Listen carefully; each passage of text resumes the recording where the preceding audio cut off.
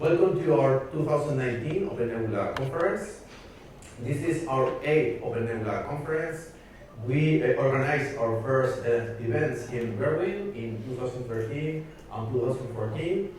Our next two events were organized in Barcelona, here in this hotel, in 2015 and 2016. Then in 2017, we organized two events, one in Boston and the other in Madrid.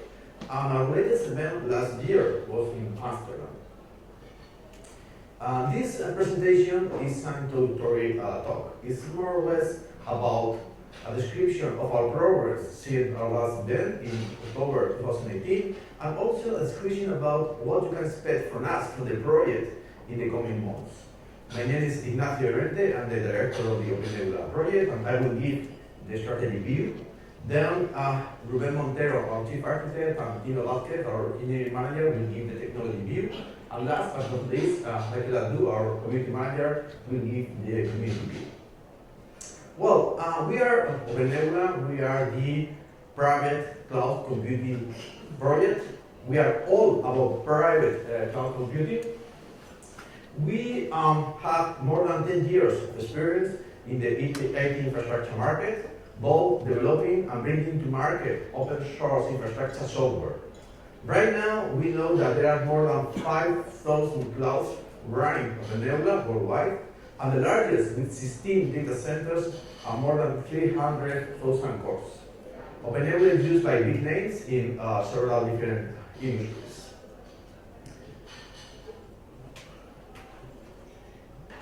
With OpenNebula, you can build any type of private cloud. For example, the basic one is on-premise private cloud. In this case, you have a cloud in your own data center. So basically the idea is that you spend on your own infrastructure, okay, and you keep it on site, okay, in-house. This is mostly if you are having steady workloads, you have a breakthrough demand, or maybe security and high performance are important requirements for you.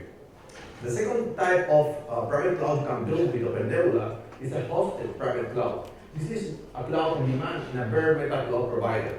So basically that means that you don't use your own resources, but you are paying monthly, daily, hourly resources on demand.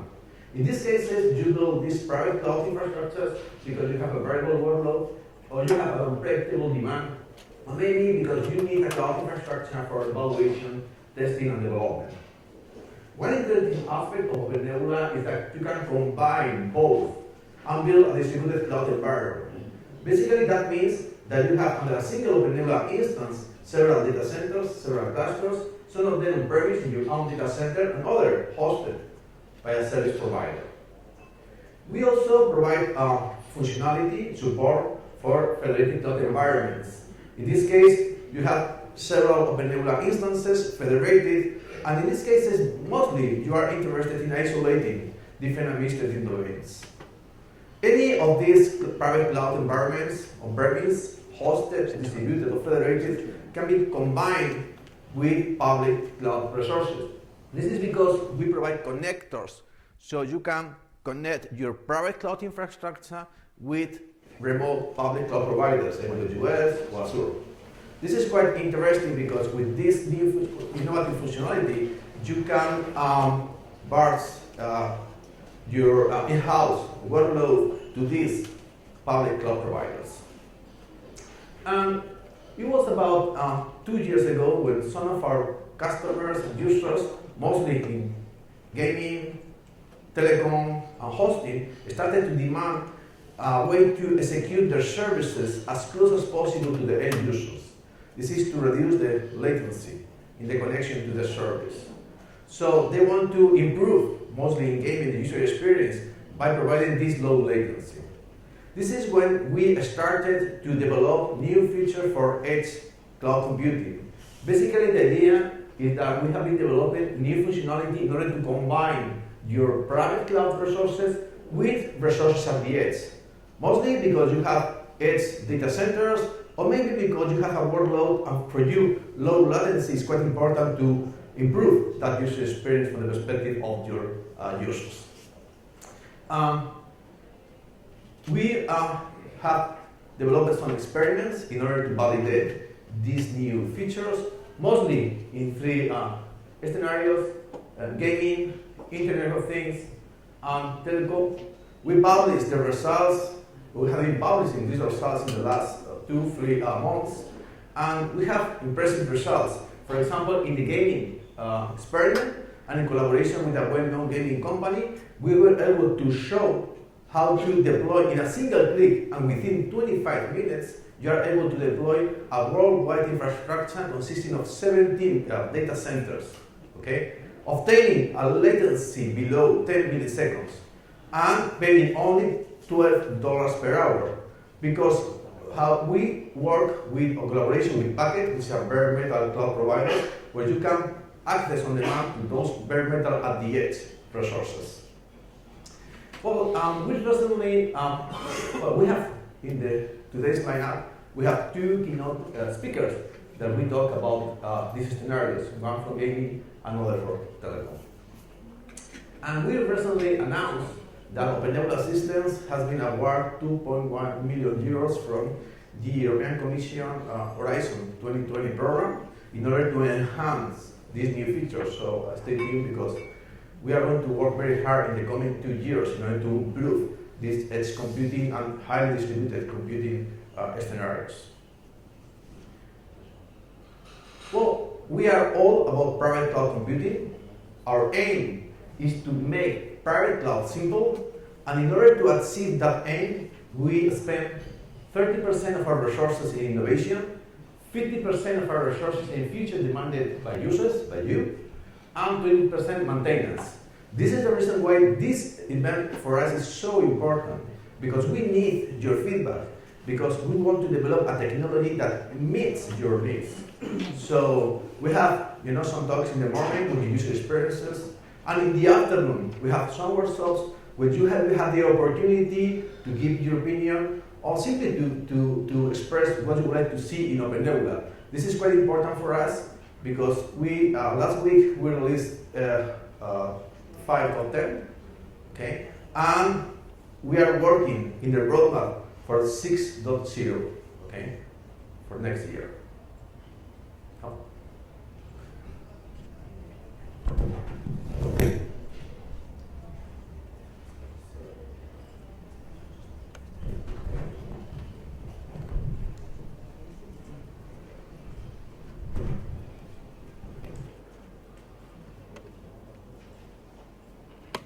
So,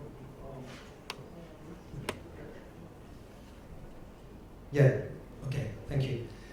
So, my name is Ruben. I'm the chief architect for the OpenNebula, and together with Tina, we are going to present this year our performance as a development team during the last year.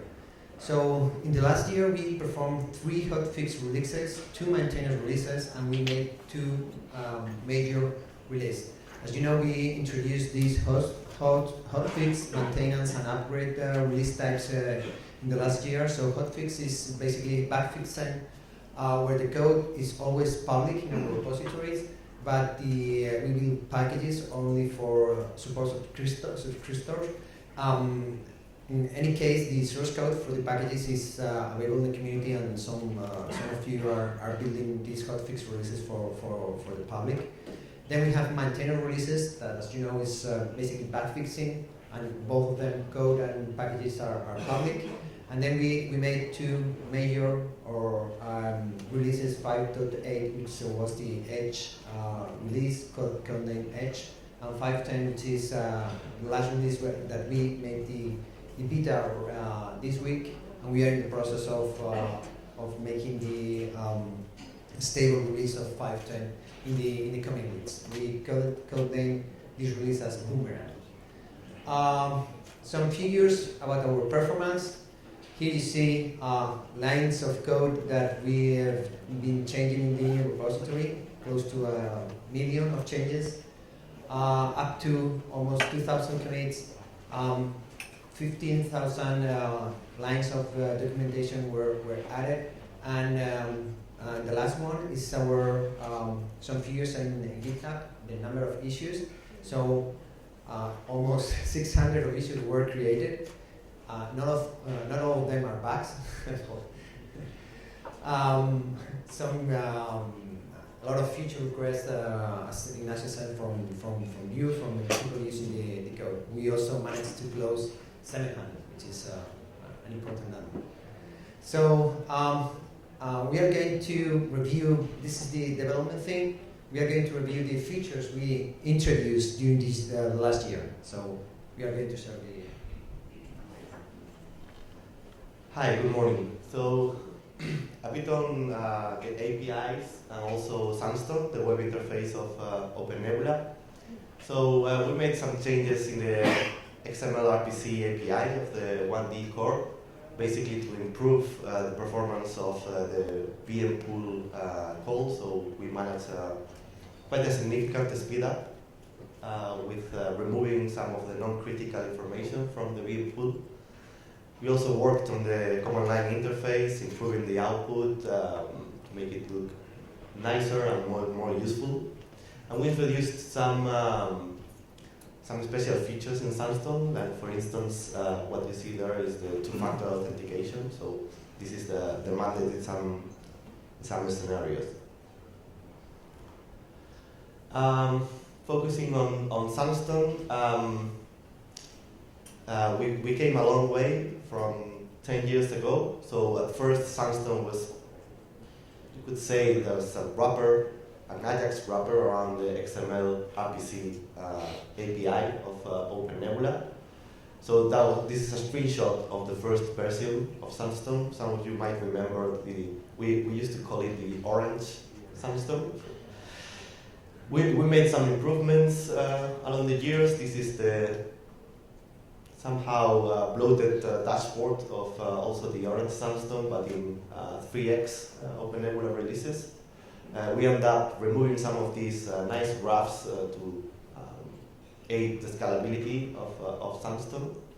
In 4x, we made a major overhaul of Sandstone. We changed the style, and this is a Sandstone that you probably know today. Has been worked on in 5x, but this is the appearance, I think, for the last 4 or 5 years. But we are going to do a rework in 6.0 Sandstone. We are going to base it on, we are going to completely change the architecture and base it in React Redux, so modern technologies for Sandstone. So based on Yarn, we are going to teach Bower lastly, using Webpack Express to build the routes. So we are going to work extensively on Sandstone and also, of course, add new functionality as OpenNebula demands. And that's yours, yeah. Are we keeping it blue, or are you planning to change the color? So about core. So one of the main efforts that we doing during last year was to improve the networking self-provisioning features of OpenNebula. So we came out with the network templates, which basically works like a VM template. So you define the basic low-level configuration attributes for a network, and any user can provide his own network or her own network to work on that. Also, we introduced a schedule for networking. So basically, this works in the same way with a very similar matchmaking algorithm for resource allocation, but for networking. So you just express in the virtual machine that I want this virtual machine to be connected to the public network. So the scheduler will look for whatever network is being called public, and will assign the VM to that network. So you don't have to manually pick the network where the VM is going to be allocated in. You just express your preferences, and the scheduler will pick out one for you. As Tino said, one of the main things we've done in terms of boosting the scalability was the searching of virtual machines. So when some of our large deployments with tens of thousands of VMs, when they get the whole pool of VMs, it was a lot of payload to extract from the 1D. So we provide the ability to search the VMs that you are looking for. This searching is based on the information in the VM template, so you can, for example, search by the MAC address or whatever label you have added to the template. And in the last release in 5.10, we added some support for CPU pinning and new architectures.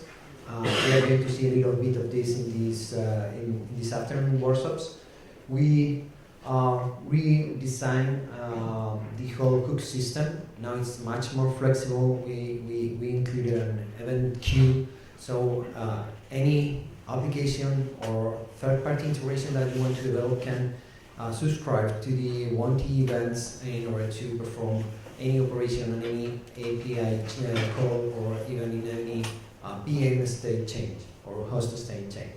And also we try to simplify the dependencies for OpenNebula, being that the more painful ones are the Ruby gems that we depend upon them.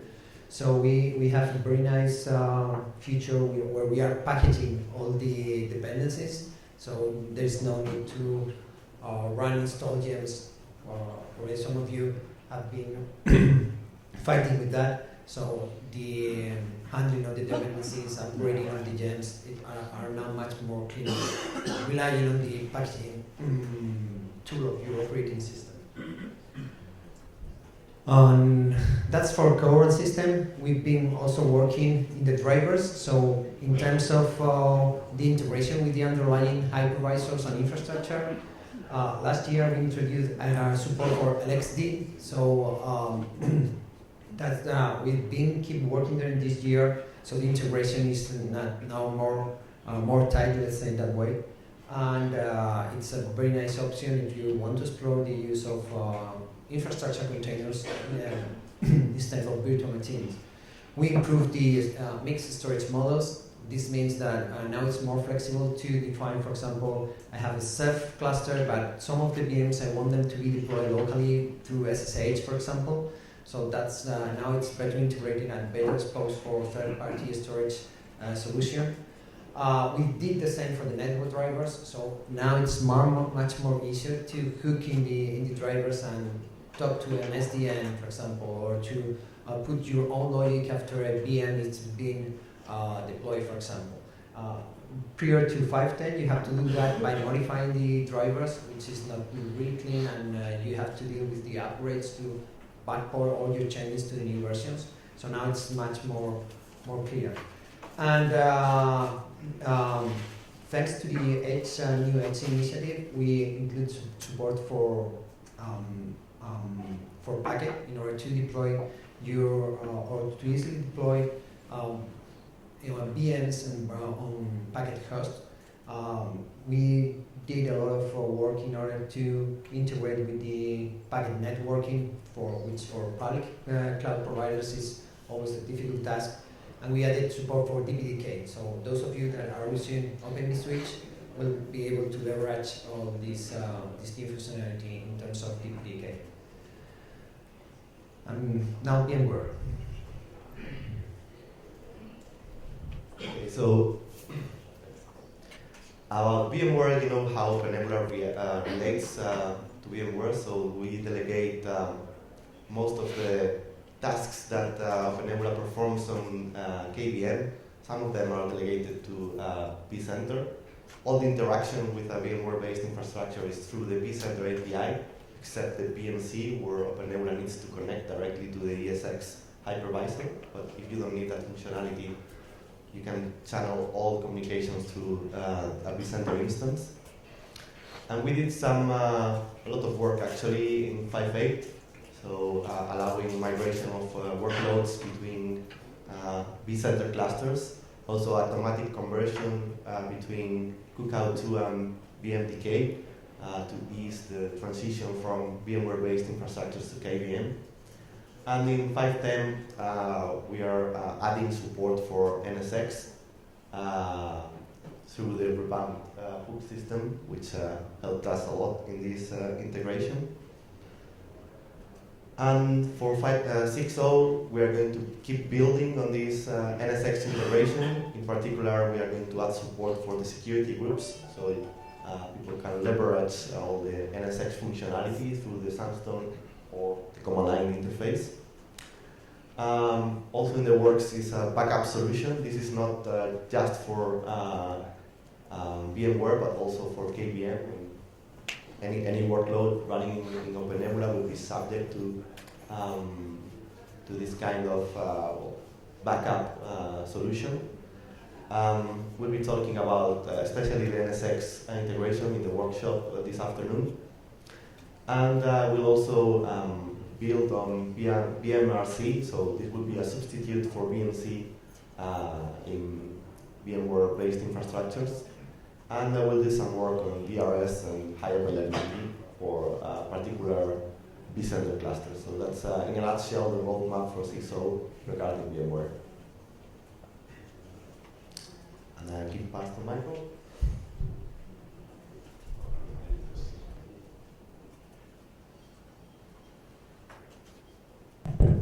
Perfect.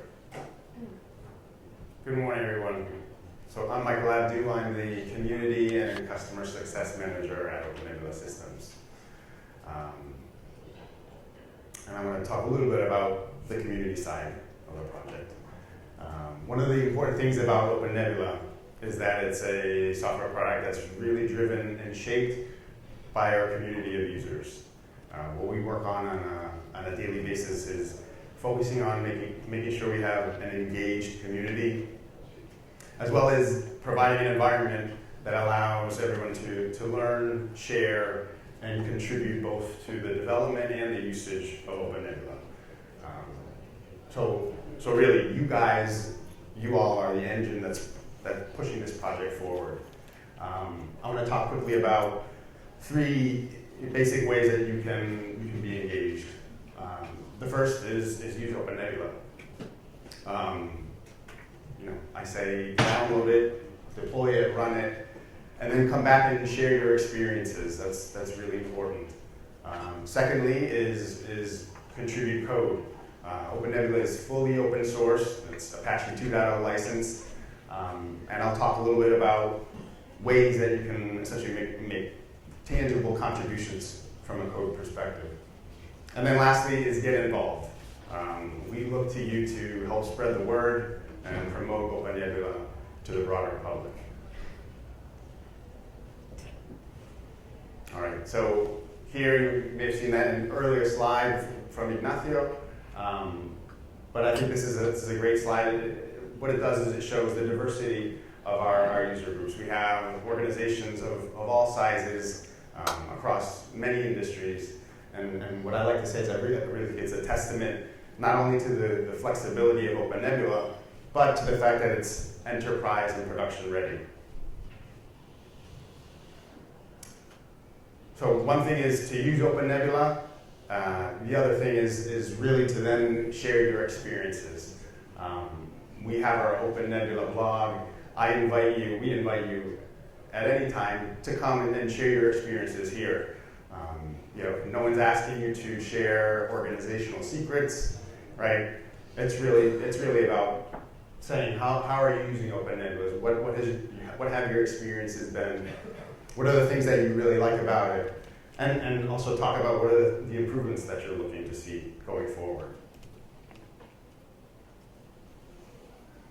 We also have our developers forum. This is our best tool that we have for open discussion.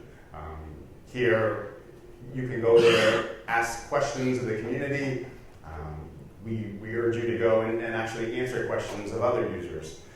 You can actually go there and then you can research prior threads, discussions to see if somebody's addressed issues that you're looking at and they've already been resolved before. So our OpenNebula system developers are there active on a daily basis, but they cannot answer everyone's questions. So we look to you for contributions there. I also think that your practical experience using the tool, putting it into solutions, adds a different dynamic. Okay, and now from the standpoint of contributing code. We have our GitHub repository. That's really the heart of our development collaboration activity. There you can look at open issues and contribute code in terms of bug fixes or new features to the core code distribution. We also have our add-on catalog. Here you can contribute mostly from the standpoint of creating interfaces and drivers that extend the platform. You can decide to lead a new add-on project of your own, or you can participate in an existing add-on project. We urge you once again to use the developers forum to see what's going on in the community. Another easy way to contribute is to help translate the OpenNebula UI into other languages. We have a TransFX project, which essentially allows you to translate one string at a time. So you can collaborate or contribute as much or as little as you'd like, but anything helps, right? So right now we have about 15 languages that are about 70% complete or more, and 9 that are almost 90% translated or more. So the more that we can get translated, the more we can get it out into the distribution. We also have our Fund a Feature program. So this is really a program that we have that allows you to really jump to the front of the OpenNebula roadmap, right? So if you have a feature or a functionality that you're looking to include into OpenNebula, you can bring that to us. We can pull together a free statement of work, and if you agree to that statement of work, we'll develop, test, and implement that feature and bring it into the next version of OpenNebula. That feature becomes public, is available to everyone, and then you get publicly acknowledged for having funded that feature. This year, I want to give special thanks to our Fund a Feature sponsors, University of Louvain, FlexYZ, and CA Technologies. Now, in terms of getting engaged, we have a partner ecosystem. So OpenNebula Systems, we're a technology-focused organization, so we're focusing on building software, right? We're not creating solutions for specific markets. So much of our model and strategy for success is really building strong partnerships. If you have interest in participating in our partnership program, we have 5 different programs. You can take a look online to find out about the benefits, the requirements, how things work, or you can reach out to me as well, and I can provide you information. This year we had 4 OpenNebula Tech Days. Our Tech Days are one-day workshops. They usually involve hands-on training, as well as presentations and use case reviews by members in the community. These are really great opportunities for you to bring your teams and get some hands-on, some skills and insights, bring them back to your organizations. We urge you to think about hosting one of your own. And we thank you for being engaged and joining us here at OpenNebulaConf. This event is really educational focused, right? So we're focusing on providing the opportunity to learn about OpenNebula, to talk about the broader cloud computing industry, to learn from real experiences, as well as have the opportunity to talk directly with the OpenNebula Systems development team. I want to give a big thanks to all of the speakers who are going to be joining and taking part in this two-day event. And lastly, a big thanks to our sponsors, Limbit, Storepool, NTS, for helping us put this together. One last thing, a public service announcement. I want to make sure that you all know that OpenNebula Systems, we're looking for resources to join our team. Earlier this week, or last week, we posted 5 different job postings. Go out, take a look. If you have interest or questions, feel free to reach out as well. So thank you. We're going to now kick the agenda off. I'm going to bring up, we have John Philippe. We're going to be talking about his use of Docker.